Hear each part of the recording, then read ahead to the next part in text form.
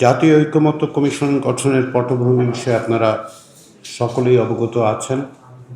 12 ফেব্রুয়ারি 2005 তারিখে এক প্রজ্ঞাপনের মাধ্যমে মাননীয় প্রধান উপদেষ্টা তাঁর নেতৃত্বে এবং সংবিধান সংস্কার কমিশন, নির্বাচন ব্যবস্থা সংস্কার কমিশন, বিচার বিভাগ সংস্কার কমিশন, দুর্নীতি দমন কমিশন সংস্কার কমিশন, পুলিশ সংস্কার কমিশন ও জনপ্রশাসন সংস্কার কমিশনের প্রধানদের নিয়ে জাতীয় ঐকমত্য কমিশন গঠন করেন। গত 15 ফেব্রুয়ারি 2025 তারিখে মাননীয় প্রধান উপদেষ্টা আনুষ্ঠানিকভাবে কমিশনের কাজের উদ্বোধন করেন।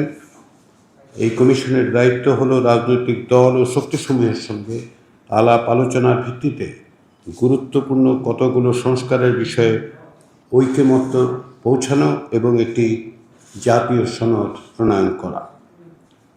আমরা আনন্দের সঙ্গে জানাতে চাই যে গত 5.5 মাসে কমিশনের উদ্যোগে রাজনৈতিক দলগুলোর সঙ্গে 2 পর্যায়ের আলোচনার মধ্য দিয়ে কাঙ্ক্ষিত জাতীয় সনদ প্রণয়নের লক্ষ্যে তাৎপর্যপূর্ণ সংখ্যক সুপারিশ বা সংস্কার প্রস্তাবের ব্যাপারে জাতীয় ঐকমত্য অর্জন সম্ভব হয়েছে।